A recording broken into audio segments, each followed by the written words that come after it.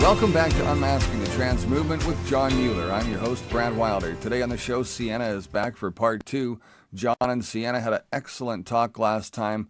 Sienna walking us through, well, really what it's like to be part of the escort industry and how the transgender movement is actually, well, a little bit immersed in that.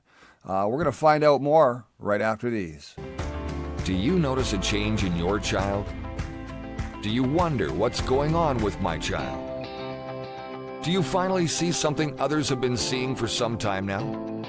Do you see the ideology and indoctrination after your child returns home from school every day? Do you see? Yes, you do see the harm and the confusion they are causing. Do you see the role they are playing on your child's life and development? Do you see? Yes, you see now.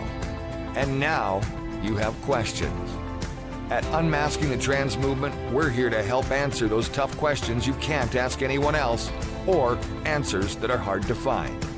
We discuss the many, many topics of this evil agenda indoctrinating our children into a world of self-destructive deviance, constant medical care, and human degradation. Our webinars provide access to supporting groups discussing the tough issues you want to talk about with real parents and experts alike. Sign up and become a member now and you'll save 30% off your first-time membership starting at just $7. Select from our bronze, silver, and gold packages, all with different options depending on your needs. Our mission is clear: to unmask the deception and protect the most vulnerable among us, women and children. For webinar dates, times, and pricing, please visit our website at unmaskingthetransmovement.com/webinars. Welcome back. John Mueller is standing by. John, great to have you on the show today. I know that last episode with Sienna was compelling and there was a lot to it, and there's still a lot more to come. Where are we headed today with this next episode? Brad, we're picking up where we left off. We have a genuine hero in my mind, in my estimation. Sienna, thank you for being back with us. Within the trans movement, and not just the trans movement, but certainly within that movement, so we're here to unmask this part of it. There's a hypersexualization of kids. The trans movement can kind of be looked at in two parts. One is the goal of sexualizing kids early. So you see that with SOGI, sex ed, all the deviant stuff, deviant books that are being brought in under the guise of sex ed. But then you have young people, especially young women, many of whom have had their sexual boundaries crossed or victims of sexual abuse. You also have young people on the autism spectrum. Both of those populations of young people have a hard time with their intuition. Therefore, they have a hard time with their boundaries.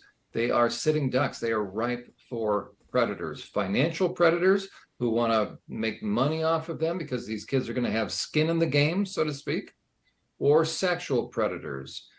For those young people, especially young women that have decided this hypersexuality stuff, it's only going to bring pain. I don't want to be beaten and choked. I don't want any part of this. So they think they're going to find a safe harbor within the trans movement, only to find that there are predators waiting with open arms there, including also the financial predators, or they begin to hear messages while they're being unduly influenced sexually that maybe this is a very desirable thing, including a way to empower myself and make money by allowing myself to enter into what amounts to sex work, what they're calling sex work. It used to be called prostitution.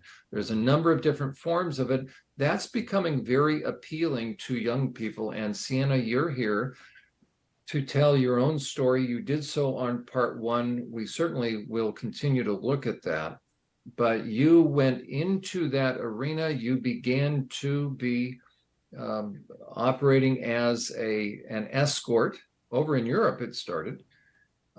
And you told us about some of the factors involved in that, but it reached a point in your life where you were as a matter of fact, you were promoting it. You had quite the following on social media, on your own channel, but then something began to happen to you. You had an awakening. But before you describe that, I want to welcome you back. And would you tell people how they can find you and how they can get a hold of you as they are going to find healing in what you have to say? You are offering them a very different narrative that is not making you very popular these days.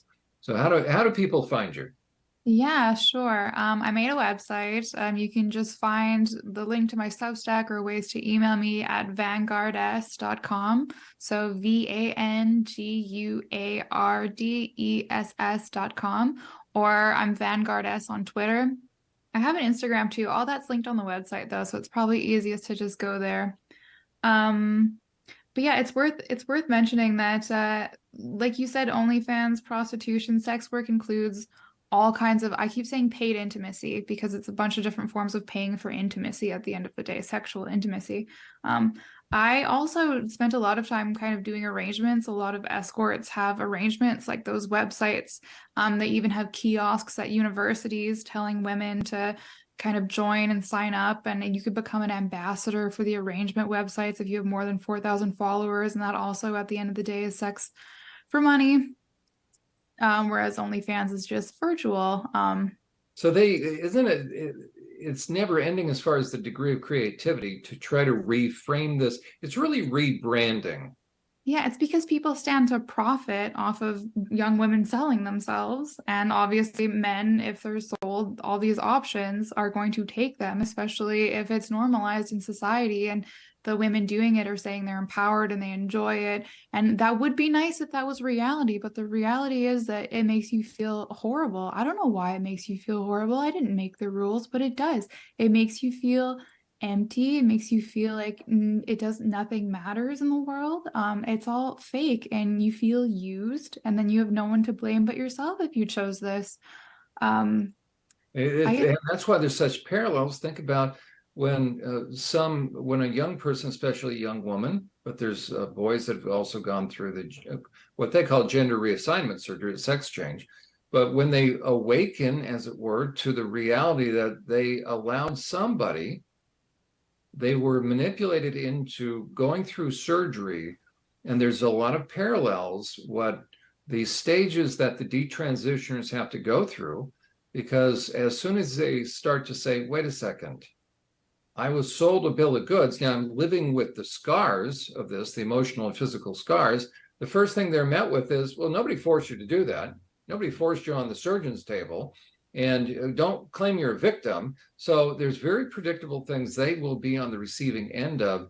And that is one of the most diabolical things to do to someone. But it's the hardest thing for a survivor of any of this kind of mental and emotional manipulation to work through, because what's being thrown at them intellectually seems correct, but it's not correct because it's toying with what really is true. Because if you manipulate someone into buying something, so to speak, or agreeing to something, and they signed up for something without full disclosure, then you're setting them up for the ultimate catch-22, this double bind. So talk about that a little bit more, that the young person that has already gotten themselves in, they may feel like, well, you know what, I've been doing this, or I'm in too deep now. I might as well just keep going. Yeah. Well, the thing is, you're gonna have to keep going for a long time. Life is pretty long. Like that's gonna be a lot more decades, so it's not too late by any means. Like I'm 30 years old, right? So I did it for almost a decade, 9 years, I guess. Not full time, but on and off in different ways. But like 40 is midlife. 40 isn't the end of life, right? So you have a lot more life to live. And if you just decide to face reality and say, I made these mistakes, and I mean, hopefully I could kind of share some more resources in the future on the website that I have, but I don't think you're alone by any means. You look at how many women are in like sex work in the world. There's tons, and most just don't disclose it, but it's really not as abnormal as you'd think.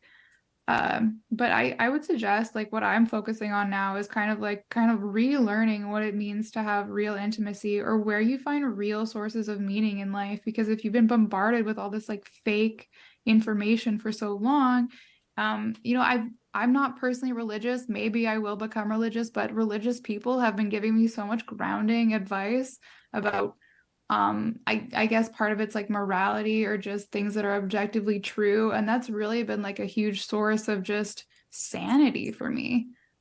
For just knowing some things are true and some things are not true. And then in the world of anything is whatever you say it is, it's just really nice and relaxing to be told there is such a thing like as a woman and as a man. And it's like, oh, okay, yes, this is like reality. This is nice. And then you kind of can rediscover like real sources of meaning once you look at things that are real. Yeah, and none of that exists in the sex work industry or the transgender movement. Because I mean, transgenderism, like itself, it's gender dysphoria. It's feeling like you aren't yourself. That's literally not reality itself. That's the parallel I see. And it sells the idea, and then you yourself experienced, and if you wouldn't mind sharing a little bit more, for the person that doesn't understand dissociation, talk to us about that. What happens? What effect? So describe that. Undescribed dissociation. Oh my God. Okay. I can do this. Well, I guess you would just tell yourself that you aren't you. Like you'd be like, the person having sex right now isn't Sienna, it's Caroline. And then you're like playing this role, and you're being someone else. You're not acting like yourself. You're literally like you tell yourself you're an actress. And but it's you having the sex, but it's okay because you're not answering like you. And the fact that someone is calling you a different name makes it easier to like play a character. But you kind of sometimes clients find out your real name and they'll call you by your real name, and it just like it disgusts any prostitute you could ask. It's so off-putting. It's such a violation, and you're like, why is that such a violation to you? Like, why does that bother you so much? And it's because Sienna would never be doing this. This is Caroline doing this. This is not Sienna. And it's like, I mean, it is you though. Like, what are you talking about? And so to be able to have all these experiences you don't actually want to have, you kind of like go into your mind and just say like, this isn't me and I'm not in my body, and like this is happening, but it's not real life, so it doesn't really matter. And then you just kind of live there all the time, and then you're just living someone else's life, and you're like, what am I even doing right now? The thing for me that really, like, I knew I hated it the whole time, and I was just telling myself that I had to do this. So I was trying to make the best of it. I was always just trying to make the best of it because this is real life. And I was waiting for death all the time. My friends would plan for the future, say, I'm in school for this. And I'd be like, that's nice. I don't have time for that. Like, I'm waiting to die. And I just thought that for years, and I didn't even notice. And I think a lot of the part of it is, I was never actually being myself. And I was dating someone in like 2019, and at one point they said, I can't be in a relationship with an escort. Like, I just can't. Like, I don't want to share with someone. And like, this clearly isn't healthy for you. I want to be monogamous. And I was like, how dare you? I want to be monogamous too. And he's like, who are you like advocating for then right now, if not yourself? And I was like, yeah, who am I advocating for with what I'm saying? It's not me. And then just not getting to have like a real relationship, because survival me was trying to have like a personal relationship, and it was like not working at all because I was never being myself. So that's what kind of like made me have to confront that I was completely lying to myself. I forget that. This is so important. You're doing great. Before we were recording, you had mentioned none of the life that you were living. And that was so eye-opening for me because I haven't been an escort. I wouldn't make any money. Okay, but I mean, all sincerity, unless we live that life, we don't know. And it was very powerful to hear how isolating, when you were involved in that you were either at, quote unquote, at work, or you came home and you didn't have really any social life. You didn't have any friends. It had become very, very isolated. So the industry itself almost creates a very isolating situation. And then COVID hit, and then that isolation on top of everything really caused a lot of shifting on the inside of you. So speak to, if somebody thinks, well, this is going to be empowering, you know what, we'll kind of we'll try this. So they're not given full disclosure, number one. Yeah, the thing is, when you start doing this, you're going to want to stay in it until it feels like it was worth it, until it feels like what you guys commensurate with what you gave up.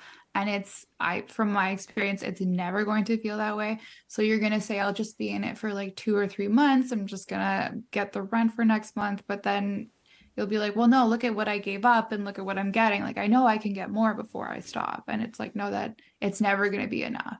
I think it might be enough for maybe like a dozen women out there who made like, I don't know, like millions over time.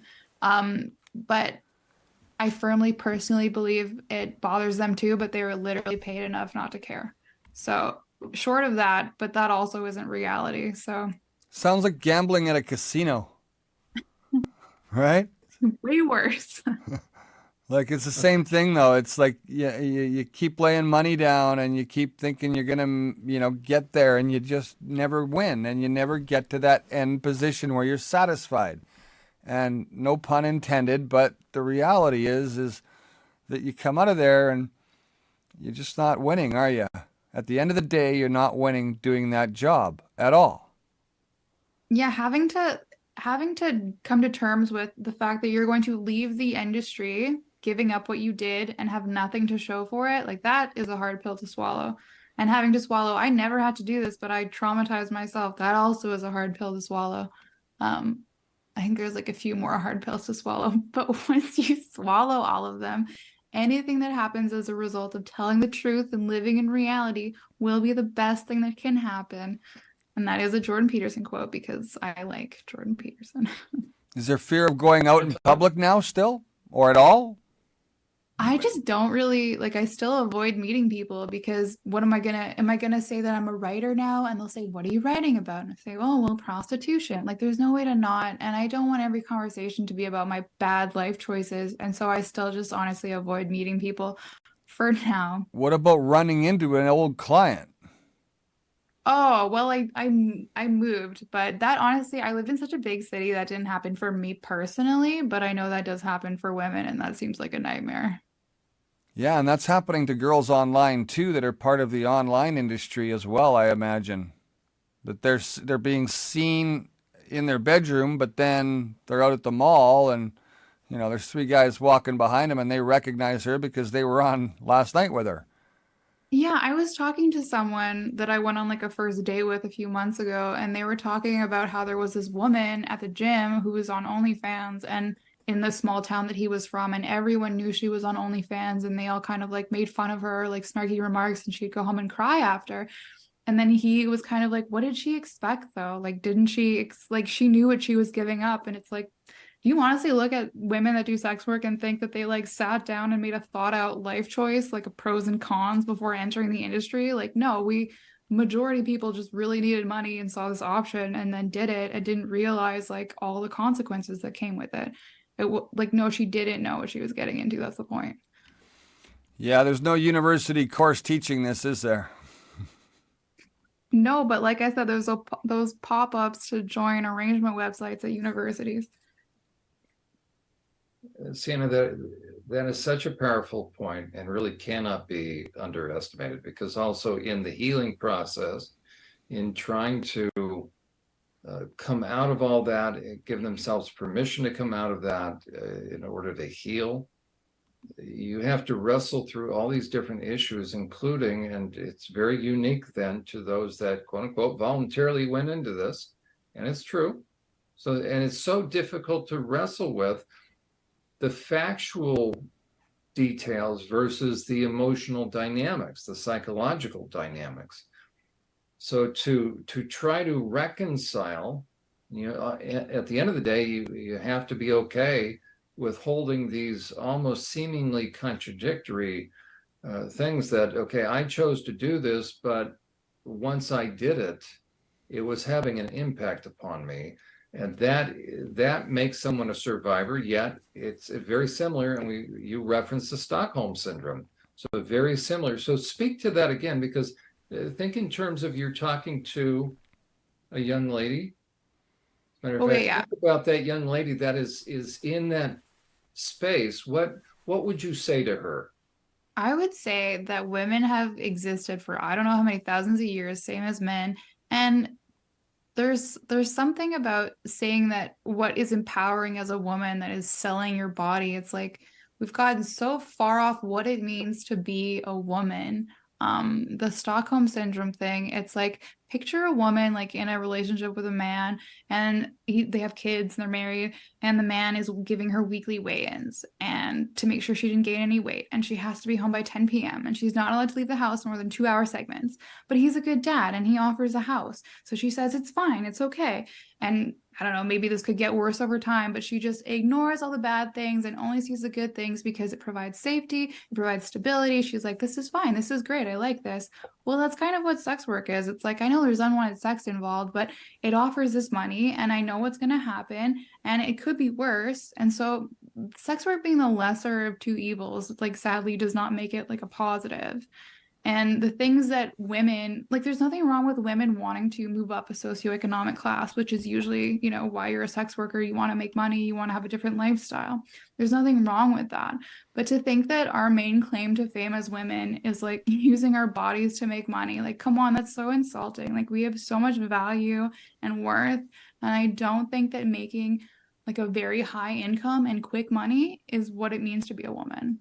I don't think that's the main value that we should be having. I don't think that's what's going to make us happy. None of those things. Those are the messages that are being sold, young people. Sienna, talk about the awakening process for you. I mean, you had, as you had mentioned, you had a YouTube channel, you had a lot of followers, you were sort of a spokesperson promoting escorting and touting the benefits, and now here you are trying to open eyes to it's not what, as a matter of fact, it's not what I was selling. Describe the process that you went through as you began to realize, as truth began to sink in. Describe what you went through. Well, like I said, people say sometimes like, oh, you changed your mind. You used to advocate for destigmatization and decriminalization. And I say, I didn't change my mind. I just was honest with myself. Like I always was like, I hate this, but I wouldn't permit myself to tell anyone because I didn't want to admit it. Because then people would be like, well, why are you doing this to yourself then? And the answer was, well, I don't know how to get out of it. And that was so humiliating to me that I didn't want to admit to anyone that I needed help. And I didn't know what to do because I looked like I didn't need help at all and I could do anything. And it was, I don't know, so humiliating. I just would have rather kept doing sex work, I guess. But okay, what it looked like is probably not what you're expecting, but I started getting bullied by other women for the podcast being popular. And they all said that I was white, so I didn't deserve, any popularity with the podcast or I don't know, anything in life. I didn't understand why they were being so mean. And then I kind of looked at the ethos and kind of realized that all the women, were never disclosing anything negative, but people all kept wanting to be on the podcast. So it's like, why do you want to be on the podcast so bad? I was getting so many emails and it was like, I was glad to hear their stories, but none of it was a reflection of like reality. But I guess I wasn't being honest either. And then I just like took a step back and looked at it and was like, this is weird. Like it's a half truth. And then I guess the pandemic happened, or I just stopped because I did a full year. Like I didn't market it. I didn't monetize it at all. So I was just working like 30, 40 hours a week on that podcast. And I was just like losing money and time of my life. So I just stopped that. And then I couldn't have a personal relationship. And then there was nothing appealing about it because it was just a huge lie to me. So, but then I didn't want to start. Like I wrote a lot of this and I've been writing a book for a long time, but I was scared to publish all of this because I knew once I published how I actually felt that I couldn't, be a prostitute anymore. I couldn't be a high class escort anymore. Once I said, actually, I really hate all of it and it's horrible and it makes me want to die. Well, no one's going to hire you after you say that and break the fantasy that you love the work. And I didn't know how else I was going to make money or what else I was going to do. And that was the only reason I stayed in it so long in the first place. So I kept avoiding it and avoiding it. And then one day I met someone that was like, why don't you just try harder? Like, you're very smart. Why don't you just try harder? And I was like, yeah, why don't I try harder? And for some reason that made me start to publish this stuff. Yeah. You had mentioned about you were trying to figure out how else you might make money, but on the previous episode, you had mentioned approximately how much somebody makes, a gal makes. Reiterate that, because that's very powerful, because that idea that I can't make any money doing anything else versus the bottom line, that for can sometimes OnlyFans, for OnlyFans, the majority of people make less than $1,000 a month, like on OnlyFans. And then as a prostitute, the median rate in Canada is $300 an hour. And then I don't know, in America, maybe like, I don't know, $200 an hour, whatever the currency equivalent is. So that, and then like I paid my taxes so that I could spend my money. So you're paying taxes on that. You don't work 40 hours a week. And the thing is, like, I hated the work so much that after a few years, because it takes a long time to like be able to charge more than the like base rate for most people, I wouldn't work more than enough hours to like make, I don't know, like $4,000 a month, whatever. I wouldn't work like 40 hours a week. I would work like the minimum or close to minimum amount to just not have to do it, but be okay. So then really, what was I doing it for, and not even just having like a normal part-time job, minimum wage job? Because it would have maybe landed me the exact same amount of money, but I wouldn't have been so traumatized by it. Like I just, and even now, like I'm still figuring out what to do. I haven't figured it out. I'm just forcing myself because, there are other options. I write all these things because I am still brainwashed a little bit and use these excuses, and I just know that they're lies. And so I'm just on a mission to, like, I guess, disprove myself, but I have not fully gotten there yet. It's just I'm committed to doing it. Okay, so I have a question for you. The Sienna that is committed to helping the other aspects of Sienna really hear the truth. You're going to be speaking to other young women that are right there. What does the Sienna that really has come to understand truth, what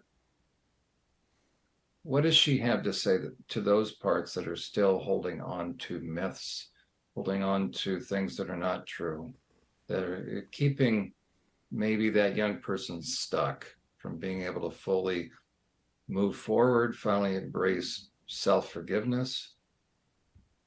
Yeah, that they're all just survival mechanisms. They're not real life. Like, it's not normal to constantly be living under this, like, you've got to do this right now at any cost. Like, that's not normal. And the truth of things, what would I say to younger me?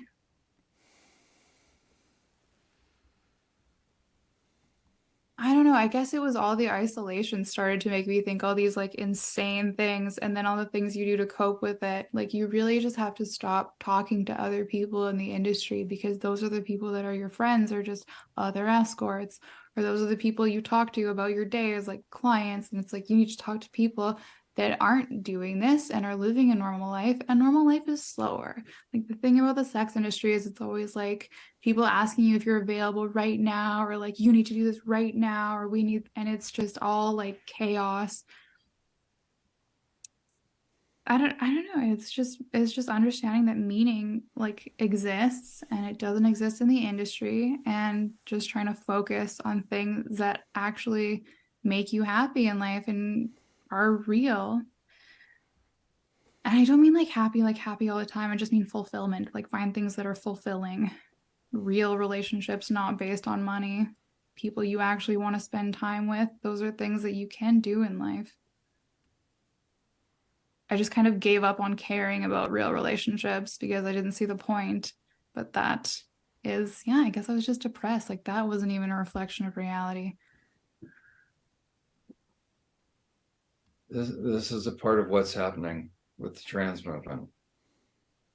those that have designs to take advantage of vulnerable young people for financial gain or for sexual gain. It really is all about using young people that are trusting. And the cost for these young people is unbelievable in terms of disconnection from themselves, setting themselves up to be used. And again, the onus lies on the manipulators. Yet the people that want to manipulate these kids do not care about them.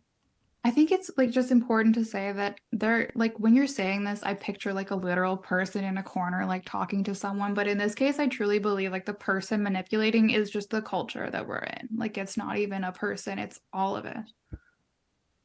That's well put, because it's the culture, but then it's actual people within the, right? Somebody's going to say, hey, why don't you try OnlyFans? Or, hey, why don't you, right? So that can either be fellow travelers that, birds of a feather, and so they can all justify, or you can actually have predators, right, that are going to be the ones that are going to be taking a portion of this money off of OnlyFans, or that actually intend to get these young people into actual trafficking, or send them down the pathway to medicalization and amputation, and then it's also going to set them up for being easy prey for sexual predators, because if you've become that disconnected from your body, and potentially you have to stay numb in one way or another. If you're in a dissociative state, you are not able to make decisions that are ultimately in your best interest.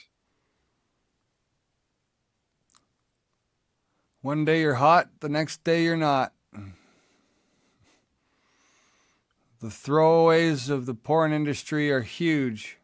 They're throwing our girls and our daughters and our children away, like tossing them aside like they're nothing, leaving them to struggle and find a place that Sienna's been able to make roads into now and have a better life going forward. But there are people who are here today, gone tomorrow, and brushing these girls off like they're just nothing.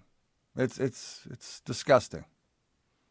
I mean, an important part of, I know it's not like a nice thing to hear as a woman, but you really do have like a certain amount of years where it's optimal for you to find a person and have kids, because women have a clock.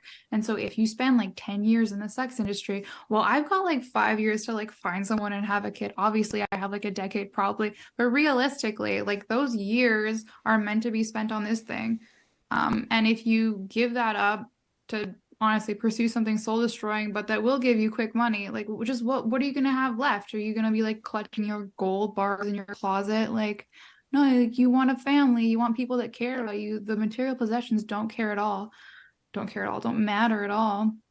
And that was the funny thing about me escorting, is like I gave away like such a significant amount of earnings because it meant nothing to me and I thought I didn't deserve it. So I would make, I don't know how much money, and then I would walk down the street and give money to the guy making my sandwich. I'd give like $100 to a cab driver, $100 to like a homeless guy. Like I would just give the money away. And then that ensured that I had to keep doing the soul destroying thing because I had nothing to show for it, but I didn't care at all about anything. Like it's the psychological things that go along with like doing sex work long term. Like it's not an environment for good mental health. Sienna, thank you for your honesty, your transparency, your vulnerability. Your story is going to be so helpful for young people. I think eye-opening for adults as well. Not that young people aren't adults, but young adults and older adults. Would you be willing to come back? You have much more to share. Your experience is invaluable, and your bravery, you stepped out of that and now you are speaking truth, and darkness does not like the light. Yeah, I mean, I will keep doing whatever, writing my little blogs and speaking. Yeah, whatever. Well, you're a hero. Tell us again where people can get a hold of you. Yeah, the website is just vanguardess.com, vanguardess.com. And I did upload my Substacks on Spotify on Vanguard S Times if you want to just subscribe to that and listen instead of read the actual Substacks or just audio recordings of those. But yeah, you can find all the links to my like Twitter and Instagram on that website. Wonderful. Well, thank you for being such an important guest. Yeah. Brad, as a dad of a daughter, you have a daughter. This is, it's both heartbreaking but alarming. And we as men, as you say, this is not our children's fight. This is our fight. We need to step up. I would call upon all good men, those of faith-based orientation, those that are in churches and synagogues and mosques. We need to step up because there are too many influences, too many forces, too many predators that are looking to step into the gap and have access to our kids. So Brad, thank you for what you do on behalf of Unmasking the Trans Movement. Well, thank you guys. There's two faces to this all, and the two faces are such polar opposites. From where you were to where you are, Sienna, is incredibly miraculous, and I hope you continue that fight. I hope you continue that inner struggle that is going to, again, just help you going forward, because the strength that you've gained over this all is something that I hope you never let go of, because that's going to make you a more confident and a more outstanding human being going forward. So thank you for all you've shared with us today. John, same thing. Can't do it without you, buddy. You're the man. It all happens because of you, and we can't do it alone. So you're right, absolutely. We have your chance now to go online to our website at unmaskingthetransmovement.com. You can sign up, become a member even as well. We're going to have webinars up very shortly, a list of webinars that'll get you active, talking to the clinical experts, talking to some of our broadcast guests like Sienna, where you'll be able to have an interaction, ask some questions, get some great answers, help your own kids, and gain some knowledge and information to help you unmask the trans movement. On behalf of John Euler and Sienna, I'm Brad Wilder. We'll see you next time.